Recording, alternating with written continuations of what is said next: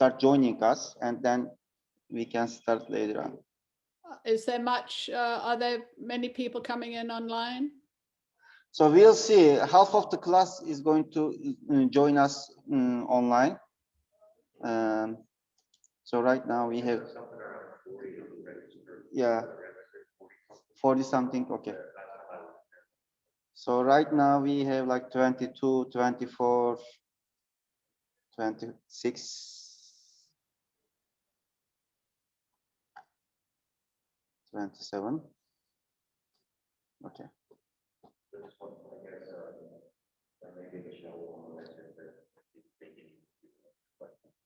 Okay. Okay. So good morning, ladies and gentlemen. My name is Ahmet Yayla, the director of Center for Homeland Security at DeSales University. We are thrilled to have Dr. Alexandra Stein to talk about her new edition of the book, Terror, Love, and Brainwashing. Huge welcomes, Dr. Stein. Thank you for joining us. This is going to be also our counterterrorism class today. We are going to have a 30-minute presentation from Dr. Stein, and then we are going to get your questions. I would like to give the podium to Dr. Fabiani for the introductions. Again, thank you for joining us, and we are looking forward to your presentation and questions. Thank you, Dr. Yayla. So Dr. Stein is a social psychologist, writer, and educator specializing in cults, totalitarianism, and extremism. She's currently a visiting research fellow at London South Bank University and has previously taught at Birkbeck University of London, Westminster University, and the University of Minnesota. She's the author of 2 books, Terror, Love, and Brainwashing, which we'll be talking about today, and Inside Out, a memoir of entering and breaking out of a Minneapolis political cult. Welcome, Dr. Stein. We look forward to hearing your talk. Thank you. Thank you very much. And I would like to start by thanking Dr. Yayla in particular for welcoming me to DeSales and for giving me this time to talk about my book. This month, let me just actually start my screen share here so you can see my slides.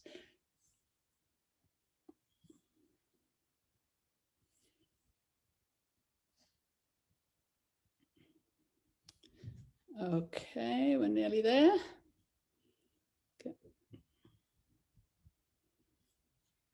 Okay. So I'm going to be talking about the second edition of my book, Terror, Love, and Brainwashing, Attachment in Cults and Totalitarian Systems.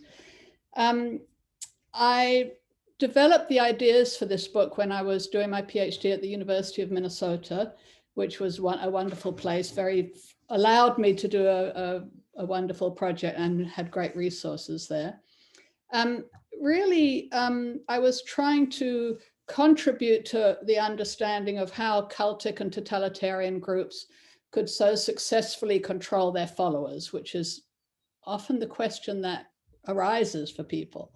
And it certainly arose for me. And among the key thinkers that I drew on were Robert J. Lifton, Hannah Arendt, probably principally Hannah Arendt, and John Bowlby, and as well as many social psychologists, and especially the post-World War II set, who were looking at what happened during the Holocaust and how people could have done the things they did.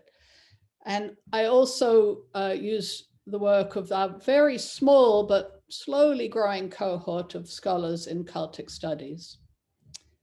So my own initial study was a comparative study of 2 sort of left-wing political groups, one of which was a cultic group, in my view, and one was non-cultic. The cultic group was based in New York City, led by a man called Fred Newman.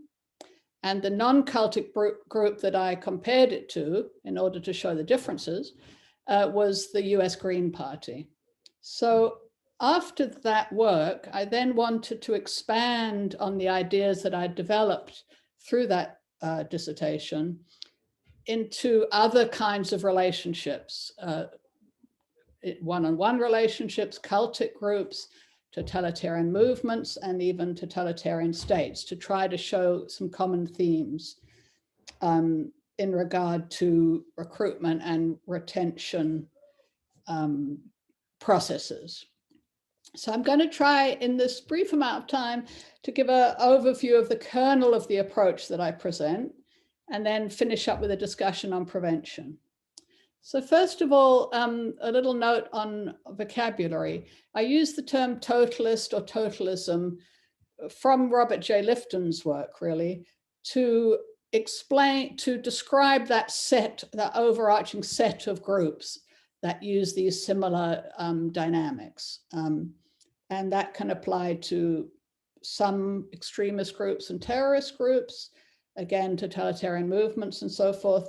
And so it can apply to some of the Islamist and Christian fundamentalist and other far right, left wing, and religious groups as well.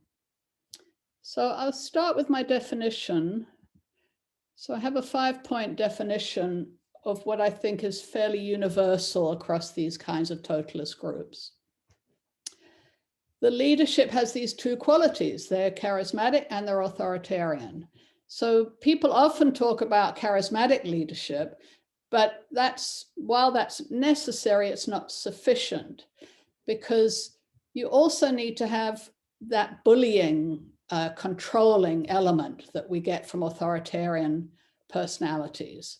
Charisma alone can be benign and good. Nelson Mandela was a charismatic character, as was Barack Obama. Neither had that authoritarian element, whereas I would definitely claim that Donald Trump does. I hope that's well understood now. If not, it can be looked at. And also many other leaders, Pol Pot and all kinds in history. So these leaders essentially either inherit or create structures that are very isolating, that are closed, and that have steep hierarchies. And I'm just going to fast forward to a picture. So this is a kind of typical structure of a totalist group, where the leader has all the control up here. And there's what I think of as a triple isolation. It's quite heavily bounded around the edges. And so you're isolated, people inside the group here, isolated from those outside, which is kind of obvious. Less obvious, but I think very important, and important in my work, is they're also isolated internally from each other. They're each in their own little box in a way. So there's the illusion of we're all in this together, comradely solidarity. But in fact, you can only be your cult self or your totalist self when you're inside one of these groups. And you can't speak freely to others about any questions, and certainly not any doubts you may have. And you also, through this process, become isolated internally from your own internal dialogue that might wonder and have doubts and think about what's going on. The other element are these front groups. So while this may be very rigid and controlling, the front groups are more open. And they are what Hannah Arendt calls transmission belts between the inside of the group and the outside non-totalist world. And they can bring in recruits, they can bring in funds, and they can also disseminate propaganda outwards. So we'll go back here. The ideology or the belief system really just, in my view, mirrors or holds up or shores up that structure and that leadership. So what's important about the ideology is not so much the particular content of, is it right, left, Islamist, Christian, fascist, whatever. It's more the structure of the ideology, this absolutist, totalist, exclusive quality that says, you don't need any other belief system, we've got it all, and we'll explain everything to you. And it is, and that we'll look later at how that works a bit, but it justifies the position of the leader and the controlling of nature of the leader, and it justifies the isolation. And it actually also creates and maintains dissociation, which I'll discuss in a moment.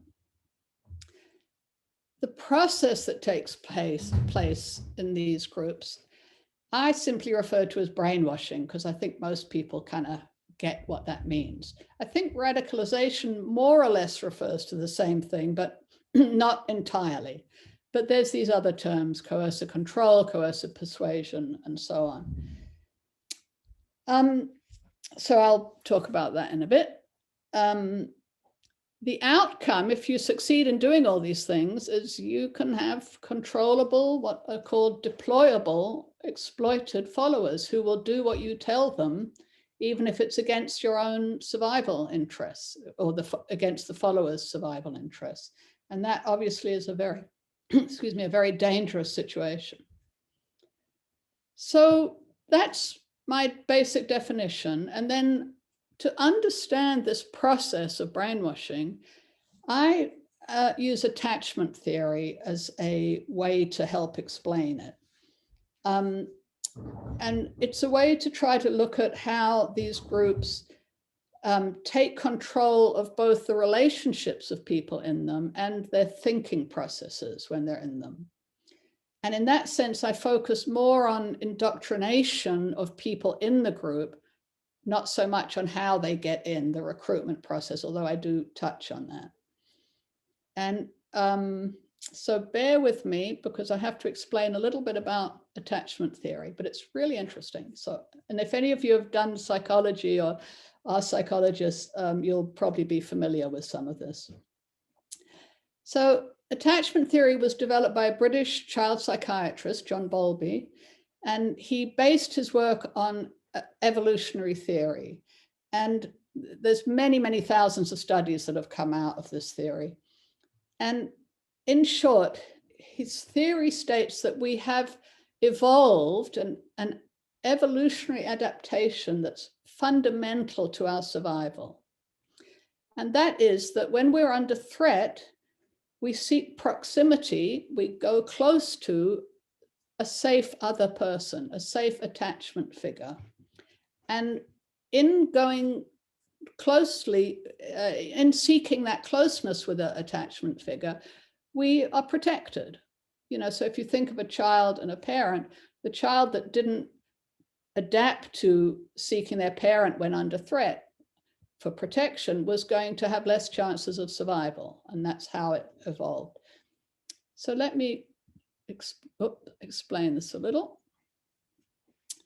So if you look at this diagram and you think about the left dot as being the caregiver and the right dot as being the person seeking care. So the easiest way to think about this is the parent and this is the child, but it could also be a close adult relationship, a romantic partner, and so forth. So, but for ease of explanation, I'm going to talk about the parent and child, but please bear in mind this happens also in close adult relationships. So so here's the caregiver and the child is out here exploring their environment, playing, let's say. When they experience threat of some kind, you know, a dog comes running up with big teeth or an internal feeling of tiredness or hunger, the child will seek out the parent for protection. So we know this, right? A child comes running to their parent when they need them, right? And the parent then looks after the child, comforts them, and at a certain point the child says, okay, that's enough, I'm ready to go play again, and out they go, and they go off and play. What's happening here is a biochemical, physical process in the body. So here, when the child is out here and they get this feeling of threat, the cortisols in the hormone cortisol rises in their body and causes them to feel anxious and frightened. And when they go here for protection, we have what's called the endogenous opioids. These are calming, safe feeling, the hormones that make you feel safe and cared for. And when those get increased by the parent's comfort, the child then brings down their levels of cortisol hormone, and they feel better. And when they've had enough, at a certain point, too many endogenous opioids, too much calming is boring. They want to go out and play again and get some more excitement, some more cortisols. But so this operates as a homeostatic system, ebbing and flowing between excitement and calmness with the help of this attachment figure. And again, this happens with adults, though it may not be a physical proximity with adults. It may just be you think about the other adult, but it has the same effect. So in this situation, the parent's acting as a safe haven. When the child goes away, the parent is acting as a secure base. The child can look back at them, know they're there, and feel secure that when they need them, that parent's going to be there. But they can go out and explore their environment. So this is secure attachment, and this is the kind of optimal form of attachment relationship. There are various less optimal forms that I'm not going to go into, but are very interesting. But the seriously problematic one is this form called disorganized attachment. And in this situation, it's the caregiver themselves who are frightening. So you can think of a frightening parent or an abusive relationship. So this person is supposed to be the safe haven, but they are in fact the source of fear. So when the let's say child is here and they get this feeling of threat from the parent, this maladaptive process happens. They move towards the source of threat, towards the parent for comfort, which is clearly maladaptive, because when you are feeling frightened, you really want to get away from the fear in some way. That's the fight or flight response, right? But here you kind of move toward it. And what happens is this creates a feedback loop where it becomes very hard to then use the parent as a secure base. You can't leave because your cortisols are constantly aroused. You're not getting enough opioids because you can't get them because the parent is frightening. So you don't get your attachment behaviors, what we call terminated. So you stay in this loop trying to get comfort and failing. So we can say in attachment terms that the attempt to approach the comfort of the safe haven is in opposition to the need to get away or even just to explore and escape from the threat. So you get stuck in this loop. But if there was another safe haven available, you know, if there was a nice aunt or uncle here or any other safe person out here, then when the threat appears, the child wouldn't have to go towards the frightening figure. They could go over here to a safe person. So for this to create this feedback loop I'm talking about, you have to isolate the child or the adult in an adult relationship so that they have no other option but to keep in this feedback loop. So I hope that's sort of clear. If not, read my book or my shorter articles on the web. That'll help. What's important about this disorganized attachment is that it has these two effects. It has this emotional effect of kind of gluing the person into this relationship.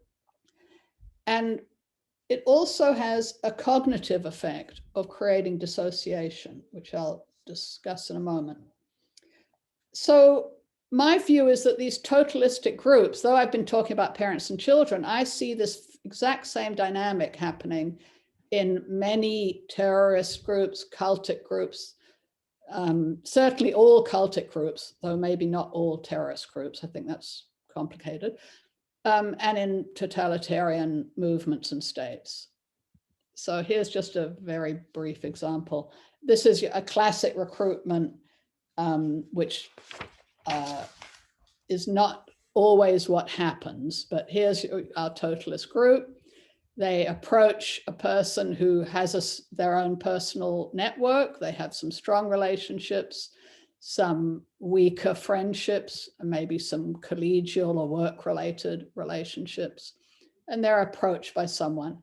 Now, I just want to say that not everyone is recruited in this way to a totalist group. Some are kidnapped. Some are press ganged.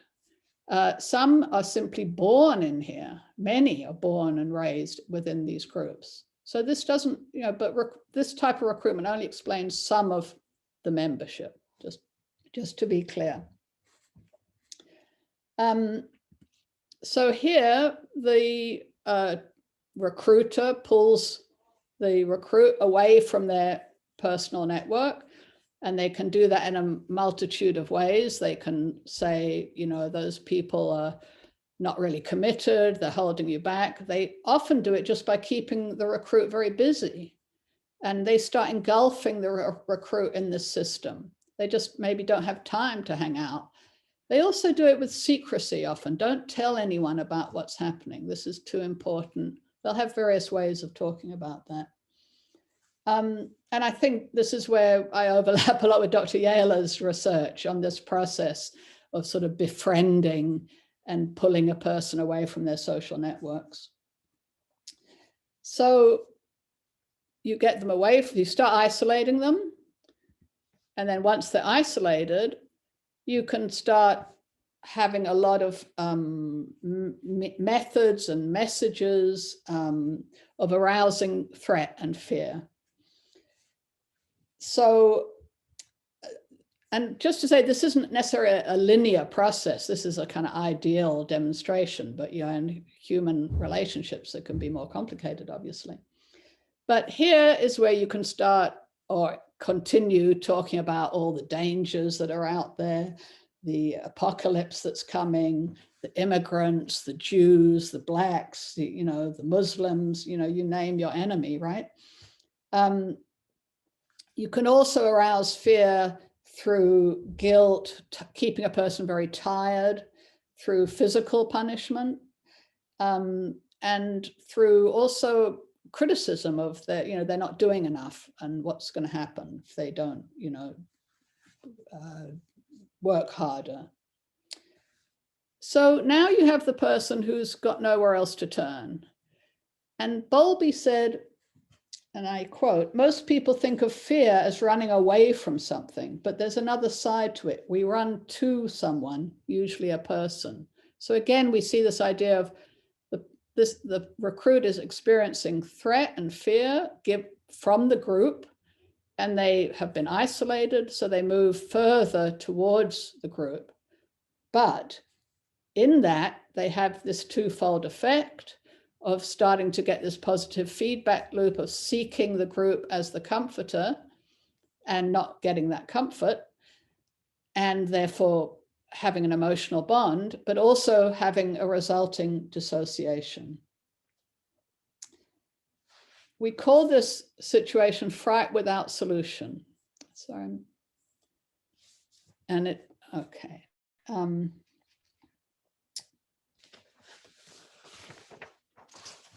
So let me go here. So what we get is the cognitive dissociation is really, that sounds like a complicated idea, but really what it is where you can't think about what you're experiencing. You can't think about what you're feeling. And I think this is what happens when you're many studies of trauma show that this is what happens when you're in a situation of chronic trauma. So here's a picture of the brain. And Alan Shaw has done really wonderful studies of trauma where he's shown that when people are in trauma, this piece of the brain, the orbital frontal cortex, deactivates. And there are also other areas that deactivate, this dorsolateral part. And then there's a language center, which isn't marked on here, called the Broca's region. What all these regions are doing is mediating what you're feeling, which is more in the midbrain. So if you have a situation where you're experiencing threat, you feel that first comes through your brainstem, it goes into the emotion center of the brain. And then this part of the brain says, do I need to think about this more? And in a normal situation, you would go, I'm feeling funny about this meeting. I don't like the people here. I'm feeling threatened. I'm going to think, yes, I need to think about this. And so I go up to my frontal cortex in my brain, and I have what we call judicious reasoned thinking about what should I do. I think I'll leave this meeting now. But when this is deactivated, because you're in this isolated situation where you've got a lot of fearful stimulus, these areas are deactivating. You can't think about what you're feeling. And in this gap that's created, as I conceptualize it, the cult or the totalist system can kind of pour in further their own ideology, explaining what you're feeling, because you're no longer able to think about it. Just checking on the time and how I'm doing, because someone was going to give me a time thing, but I can't actually see the chat when I'm doing this. Anyway, I'll carry on. So you've become emotionally locked into the cult. You're dissociated. You can't think about what you're feeling. And in fact, to try to think about it makes you more frightened, because that thinking sort of pushes you in a way towards the fear. So you stay away from it. And now the system is telling you it's Satan that's causing you to feel this way. It's the kuffar, it's evil spirits, it's your own bad thoughts, it's Bill Gates's microchip, whatever explanation. And in a way, you're just, even intelligent people just kind of go deer in the headlights and can accept these crazy ideas. If the person had other safe attachments, they would have another place to go to kind of defeat this process, and to talk to someone else and say, hey, again, I'm not feeling comfortable here. What's going on? And they could reintegrate their thought processes. So it's of primary importance, this isolating element. So I want to talk a bit about the role of ideology. So we can often see in the ideology how this is working. So through the messages, especially the ideology that's more internal to the group, not so much the external propaganda.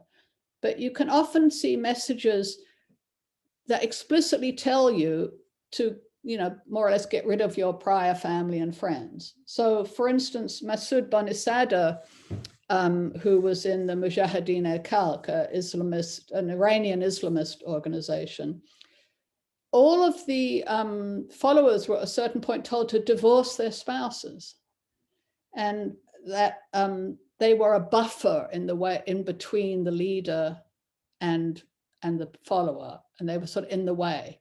And people were so already indoctrinated that they went along and they did that, and thousands of people divorced their spouses. I mean, it was a horrible thing.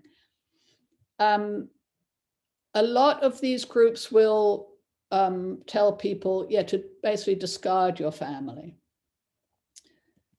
You'll get messages about the primary loyalty must be to the group, and that it's the leader who knows everything and who has, for example, a direct line to God, and nobody else does, so he or she must be listened to. Again, the Mujahideen-e-Khalq leader, Rajavi, was the only one with a link to God. And, therefore he had these transcendent qualities. And most totalist groups, you'll find them start to use the language of family. So Pol Pot was brother number one. Various people, Jim Jones, who was dad, and so forth. So they take over the family role, even in their language.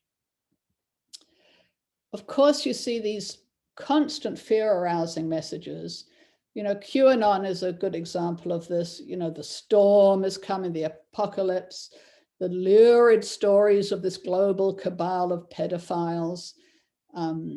Again, Islamists might be the kuffar, the outsiders, and so forth. But you get this constant imagery and messages about to keep your fear levels high. There's also really interesting stuff that you can read more about in my book, but how the kind of how these messages support dissociation. So you'll get very direct messages saying, don't think about what you're feeling. Lyndon LaRouche, who's a far right, ran a far right cult that still exists and actually is slightly related to QAnon in an interesting way. He said, cognate everything and sense nothing. Think about everything, but feel nothing. Other groups do it the other way around. Feel everything and think about nothing. But it's very consistent, you get those messages. You're not developed enough to be able to think this through. Let the leader do it for you.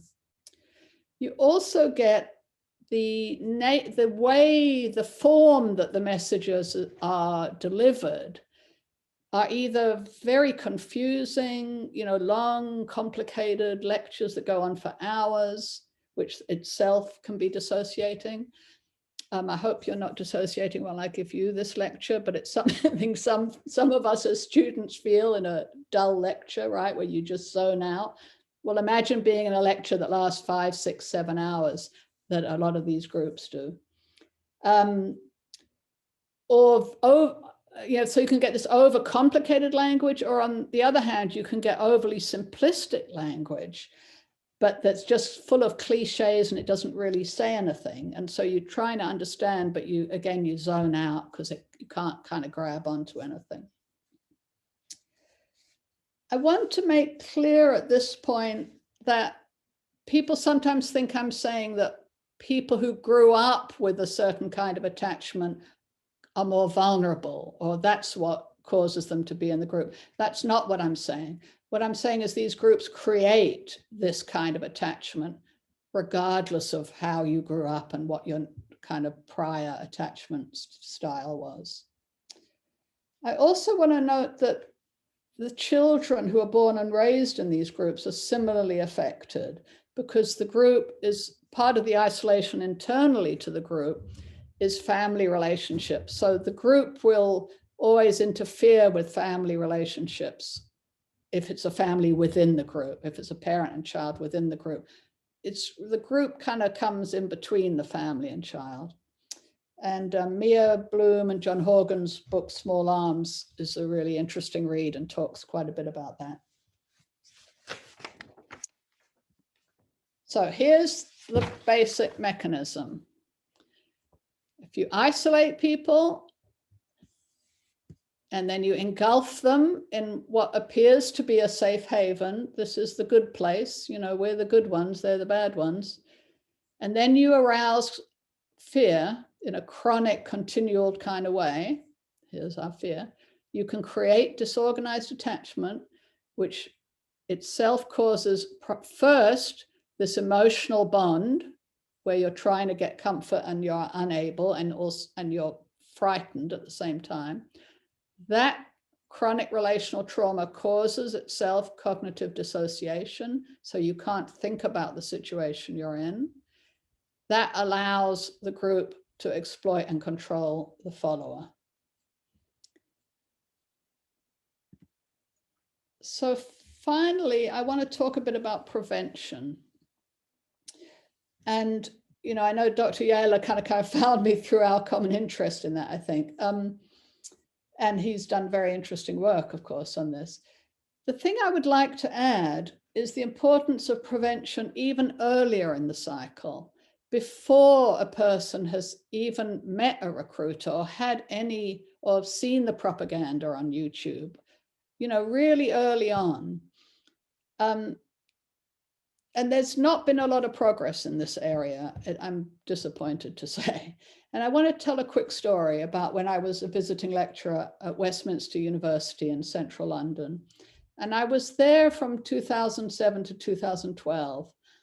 And my time there overlapped with that of Mohammed Emwazi, who, I don't know if people remember Jihadi John. He was one of the Beatles, who were 4 British guys who joined ISIS. And he was, Emwazi was seen in the video, I think he was the person beheading James Foley, and it's a very terrible video. And I discovered later that he had been studying there during the same time I was teaching there.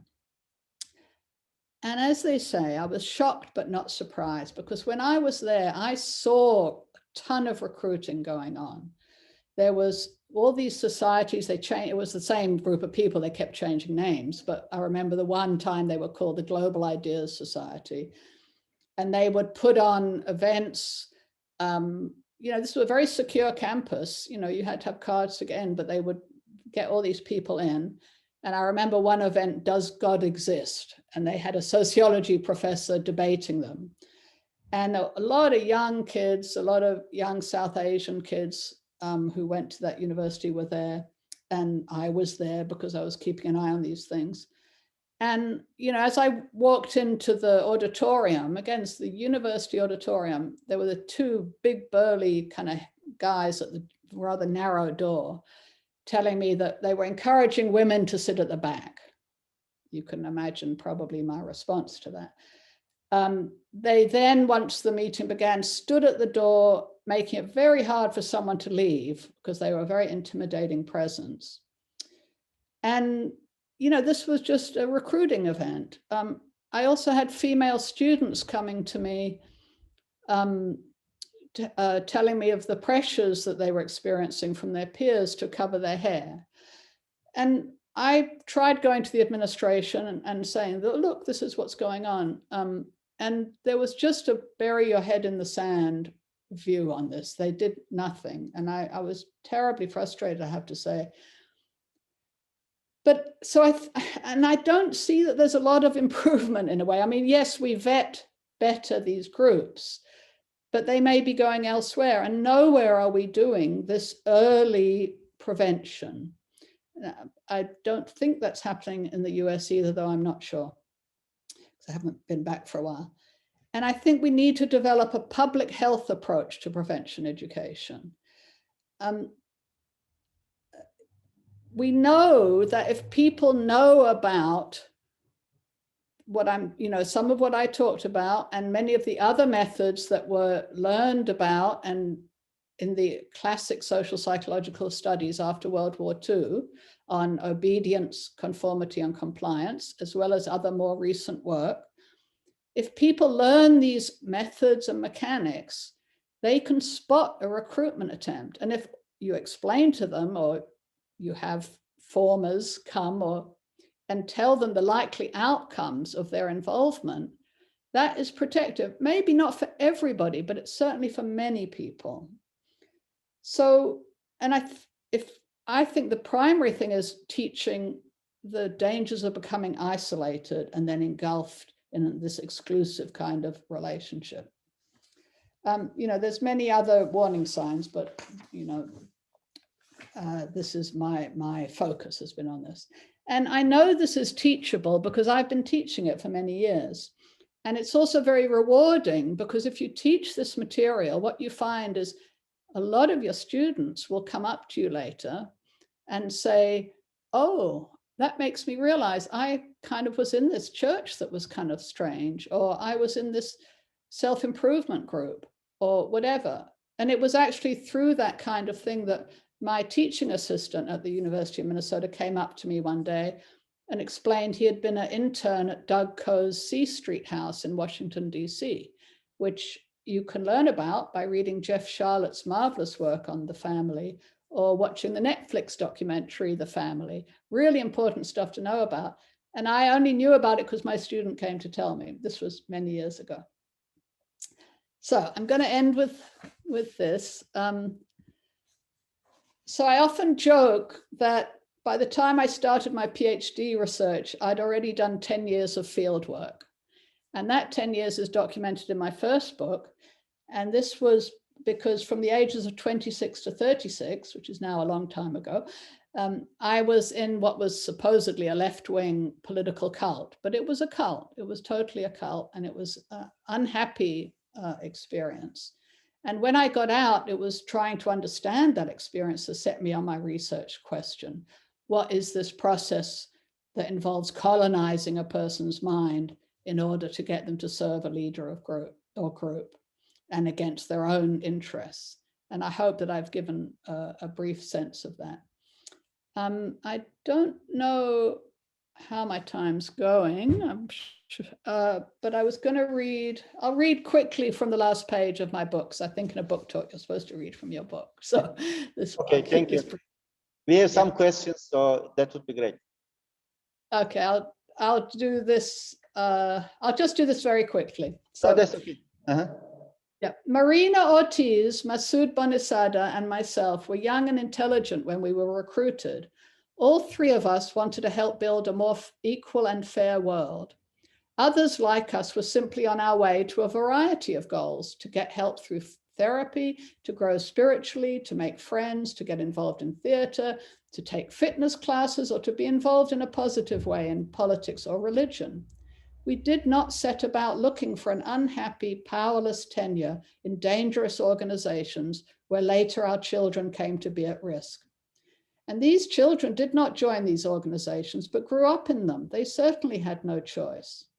But it's not a choice for anyone when totalist groups obscure their actual methods and goals between layers of deception and coercion.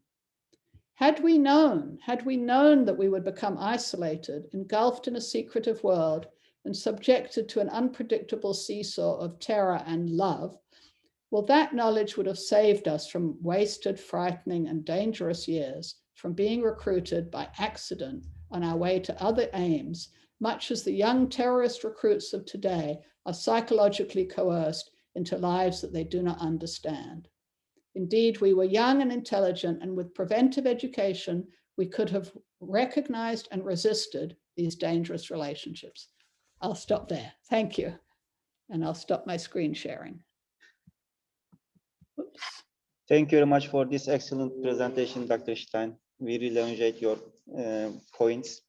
So I would like to start with the questions. My question is, when I was studying the recruitment process of terrorist organizations and how we can prevent terrorist recruitment, particularly at the early stages, I realized that once the isolation stage starts, maybe like in my scheme, the 4th and 5th steps, it becomes extremely difficult to disengage the individuals who are now part of that group and constantly being pumped with fear, but at the same time, who are being constantly indoctrinated and brainwashed to make sure that they only believe what they are taught.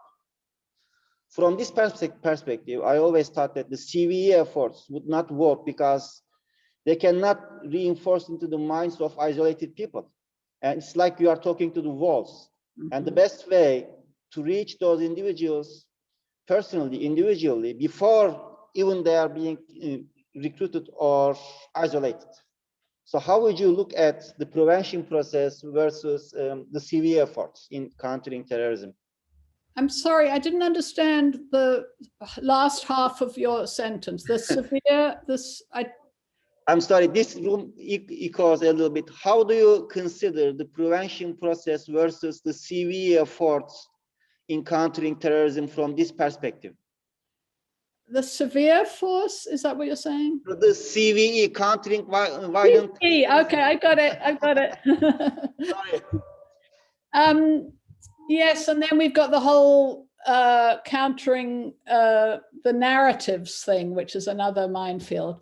I just think that, and I think you use this term, an ounce of prevention is worth a pound of cure.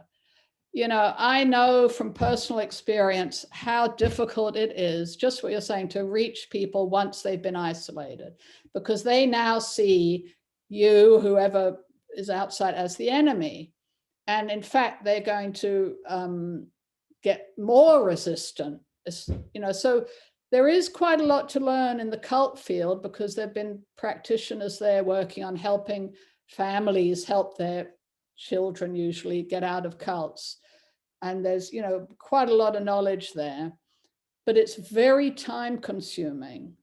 I think you mentioned this in your work, you have to get the whole family and the previous social network engaged. You have to train that family and friends in how to approach the person who's been indoctrinated, because you have to do it very carefully. You have to not have direct criticisms. You have to kind of go around their defenses. It's a very skilled thing, and it's something I choose not to do because I don't think I'd be good at it just because of where my skills lie. So I think it's, as on a population level, much more effective to, so to speak, vaccinate people, as that's the world we're living in now, before they're exposed to these viruses. Because that you can do in a classroom, you can do it in a doctor's office, preferably in a classroom. And I think we need to start in universities, because we have to train the trainers, and that's the job of universities. And I have to say, so far in my, checkered experience in universities, because I came to academia very late due to my cult experience, the University of Minnesota was the only university that really allowed me to teach this stuff.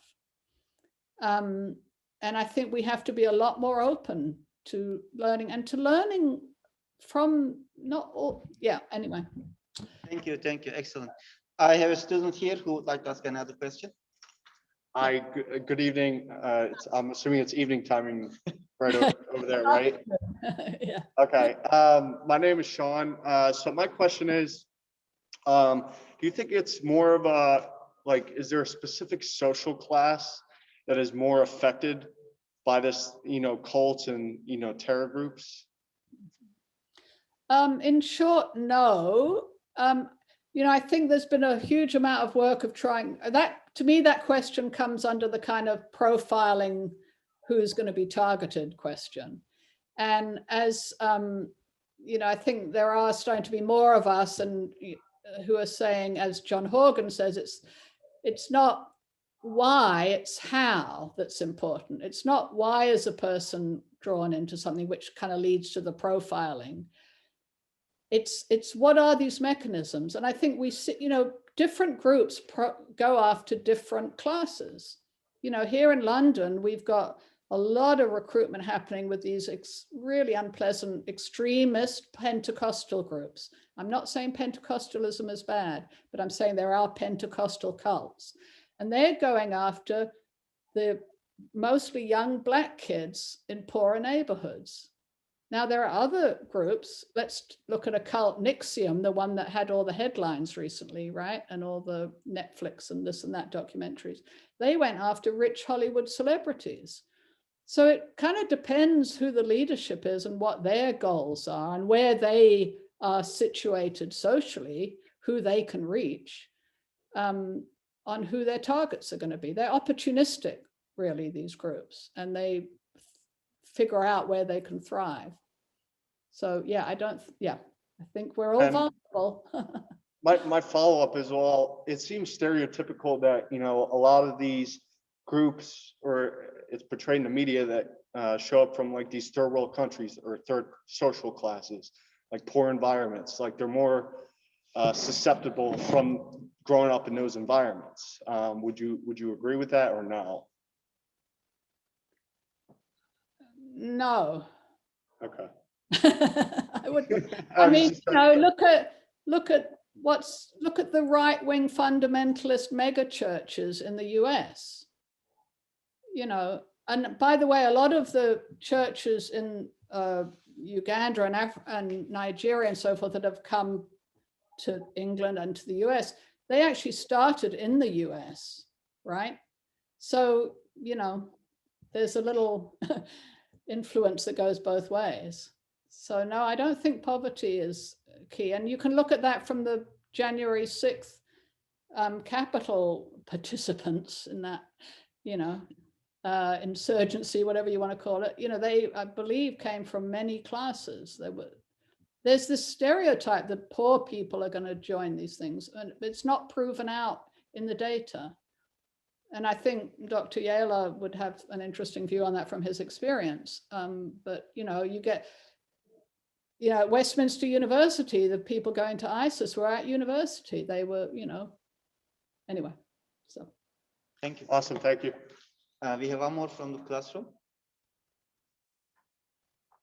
Hello, Dr. Stein. My name is Billy. I'm a student. Just one question. So when these groups recruit people and the recruits are looking for that comfort like aspect, right, from this group, but they're like constantly searching for it, but don't like fully get it from them. But meanwhile, they're recruiting other people and giving them a lot of attention. Is there any like form of conflict or violence between the recruits because there's like a competition between that search for comfort?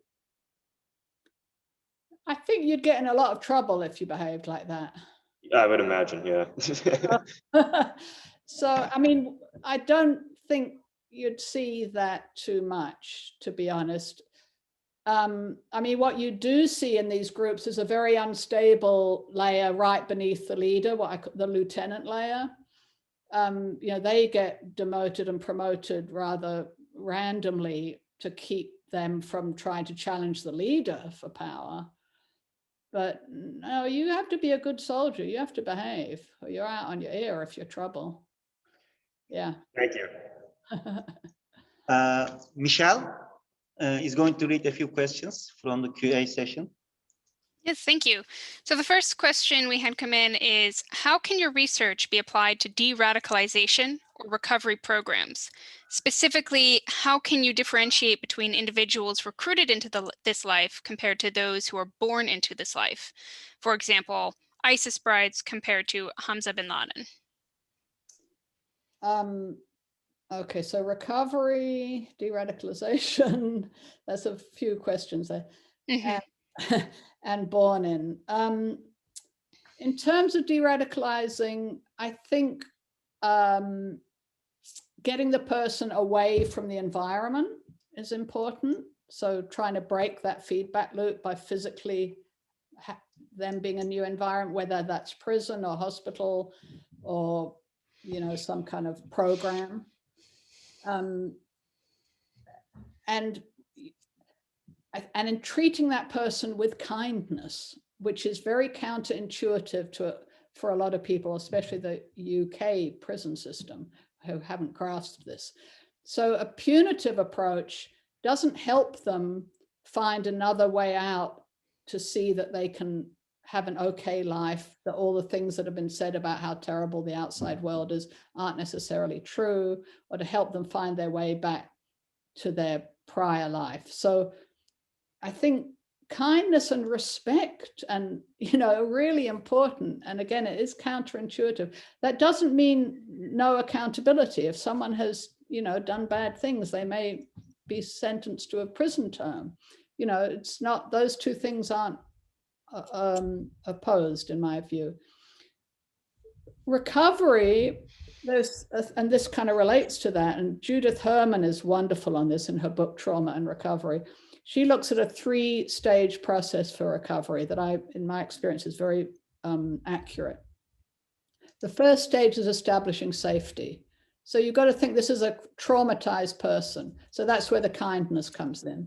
And they also need physical safety, and, you know, they may need housing, a job, education, all kinds of things. The Aarhus model in Denmark is a leading example where they're using a lot of these ideas, so people can look that up. That's AARHUS, I think. So establishing safety is the first. The second is remembrance and mourning, and that's a process of reviewing with help one's experience. And instead of having the cult narrative or the terrorist narrative about what was happening, you get your own narrative. You think back and think, oh, that's what happened. Oh, I see. This is how I was recruited. Oh, you know, when I was in the group, this is what I did. And even though I wasn't feeling right about it, but I was being told it was the right thing. So it's reviewing the entire experience through this tracking back without the narrative or the ideology of the group. And that can be quite a long stage. And that can also be helped by talking to other former members, whether of the same group or other groups. Both are actually really important. And the third stage is reconnecting and moving your life forward, and sort of consigning that experience to the past and saying, yes, in a way I did that, you know, yes, I was in this crazy cult. I wrote a book about it. I can talk about it now, but I've moved on to this rather strange career I'm in now. In terms of those born in, this is a really difficult question. That there's a lot of people now coming out and telling their stories who were born in, and it's a bit different for them, because people who were recruited, they have a prior life and a prior belief systems and all kinds of things that they can refer back to when they get out as to who they were. Someone born in doesn't have that. They were born into this ideology. And so they have to really find ways to figure out what's right and what their values are and how they're going to live. And often when they leave, they have to leave their entire family, sometimes generations of their family. And they can find themselves alone in the world, and it can be extremely difficult. And we need a lot more support for those people. And it's only recently that their voices are starting to be heard. So I think for us, we need to listen to their experiences.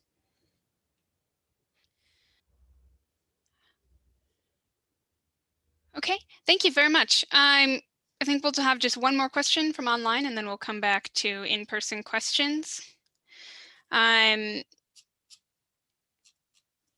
So this person asks that they know you've done some research on parents, and they think particularly around mothers in cults, and they're curious about what you think the role of parents in prevention is. Can parents who are not in cults support children in learning these critical thinking and emotional protective skills?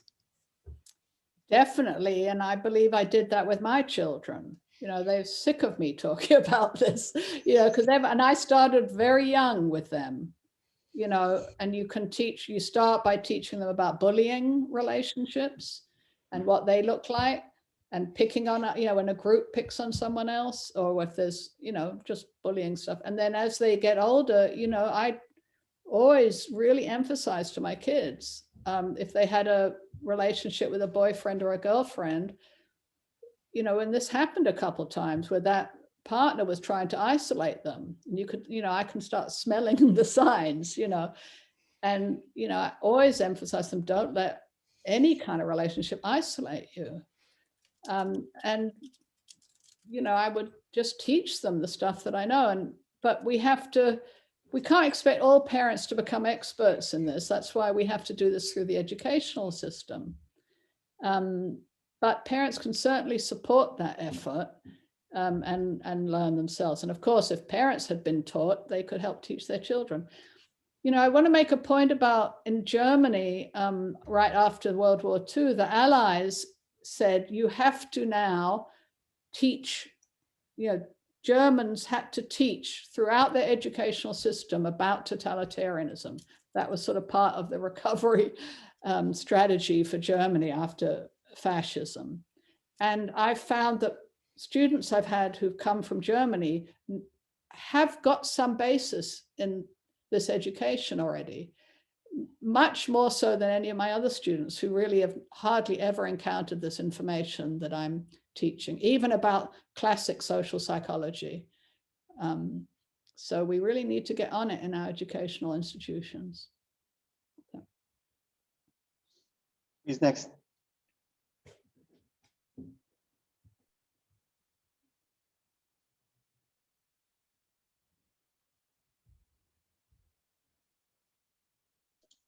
Dr. Fabiani, let's continue with the online questions. Absolutely. We have one from Faith Caracas, who asks, when a member leaves a cult, he or she may turn out to be a threat for the rest of the group. What strategies would you recommend for such folks that left the cult but are still trying to get his or her friends out of the group? That's a very good question, and one I encounter often because I do some post-cult recovery counseling with people. And often when people come out, they rightly feel very desperate and worried about the people they've left behind. I think first they have to, as I said, establish safety for themselves. So they have to kind of be a little bit patient before they go into rescue mode, because they have to look after themselves first. You know, it's like the cliche about, you know, put your own oxygen mask on first before you can help somebody else. So that's the first thing I would say. They have to get themselves a bit centered, re-centered in the outside world first, and learn about this and learn about how to help people who are on the inside. So I think just, yeah, that's mostly what I would say. Yeah, Faith followed up that she often associates this with Plato's cave allegory. Which is a missing part of my education. There are many missing parts. Well, I will say that when I got out of my cult, and was lucky because I got out with 2 other people who we had created internally in the cult. You know, that diagram where I said everyone's isolated in the cult? If you can break that, that's sometimes a way out. So we did, for various reasons, break that. And we had a little trio who started sharing doubts, which was very helpful. We all got out together. And in complicated ways, we then managed to keep talking to some of the people in the cult. And after we left that year, another 8 people left. So, you know, people can leave. You just have to try to keep contact and not alienate them, because the group's going to be telling them that those people who've left are now the devil. So it's a tricky balance to do that. Absolutely. Well, I just want to say thank you so much. There were a couple questions we weren't able to get to at the time, but that's how it always is. So thank you everyone for joining us for this book talk, and we'll be posting the recording of this shortly. So look out for that, tell your friends. Thank you again, Dr. Stein, for joining us and for sharing your knowledge and experience on this subject. It was really, really fascinating. Yes, and Dr. Yella is holding up the book. For anyone who is interested, please read the book. It's fantastic. Yes, Dr. Stein, thank you very much. It was very nice hosting you. We learned a lot. And here is the book. I don't have the newest edition, but I learned a lot from this book. Thank you for zooming in and spending your time with us. Thank you very, very much for having me. It's an honor for me. So I will say goodbye and leave you to the rest of your class. Thank you. Thank you.